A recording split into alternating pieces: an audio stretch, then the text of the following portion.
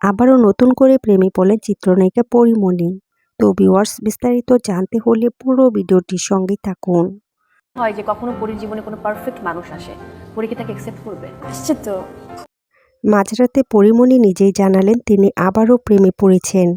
তবে কার সঙ্গে তিনি গোপনে গোপনে প্রেম করছেন তা কিন্তু তিনি জানাননি। সম্প্রতি গভীর রাতে পরীমণি তার ভেরিফাইড ফেসবুক পেজে একটি ভিডিও পোস্ট করেছেন। ভিডিওতে গভীর রাতে প্রেমিকের হাতে হাত রেখে ঘুরে বেড়াচ্ছেন এই নায়িকা এবং ক্যাপশনে লিখেন, হ্যাঁ, আমি আবার প্রেমে পড়েছি। ঢাকাই সিনেমা সুন্দরী অভিনেত্রী পরীমণি ভালোবেসে বিয়ে করেন অভিনেতা শরীফুল রাজকে, কিন্তু সেই সংসার বেশি দিন টিকেনি। পরীমণির এই ভিডিওটি সোশ্যাল মিডিয়ায় মুহূর্তেই ভাইরাল। বারবার প্রেমে পড়া বিয়ে করা পরীমণির জন্য কোনো ব্যাপার না, তবে 5 বার বিয়ে করার পরেও কোনো সংসার টিকেনি তার। 5 বার বিয়ে করার পরেও সংসার জীবন কখনো দীর্ঘ হয়নি পরীমণির। শরীফুল রাজের সঙ্গে ডিভোর্সের পর পরীমণি জানিয়েছিলেন তিনি আর কখনো বিয়ের পিঁড়িতে বসবেন না।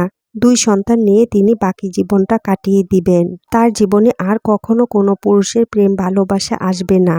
হঠাৎ করে আবারও প্রেমে পড়ে গেলেন পরীমণি। তবে এই নায়িকা আগে সব কথা ভুলে গিয়ে মধ্যরাতেই তিনি জানিয়ে দিলেন তার নতুন প্রেমের কথা।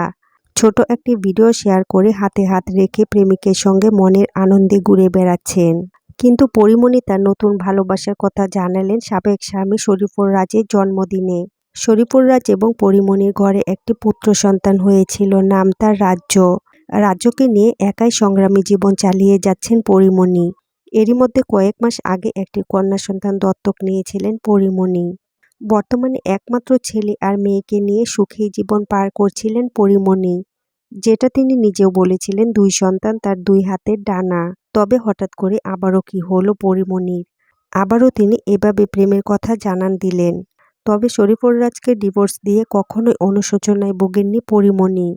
পরীমণি এটাও জানিয়েছিলেন রাজকে ডিভোর্স দেয়াই ছিল তার জীবনের সেরা সিদ্ধান্ত। রাজের বেলায় পরীমণি হুট করেই সিদ্ধান্ত নিয়েছিলেন তিনি রাজের সঙ্গে আর সংসার করবেন না। তিনি কিন্তু তার মেয়েকে দত্তক নিয়েছিলেন হুট করেই। এর আগে তার জীবনে 5 বার বিয়ে, ডিভোর্স সবকিছু হুট করে সিদ্ধান্ত নেয়া। পরীমণি এটাও আগে জানিয়েছিলেন তার জীবনে কোনো কিছু এত ভেবেচিন্তে সিদ্ধান্ত নেন না।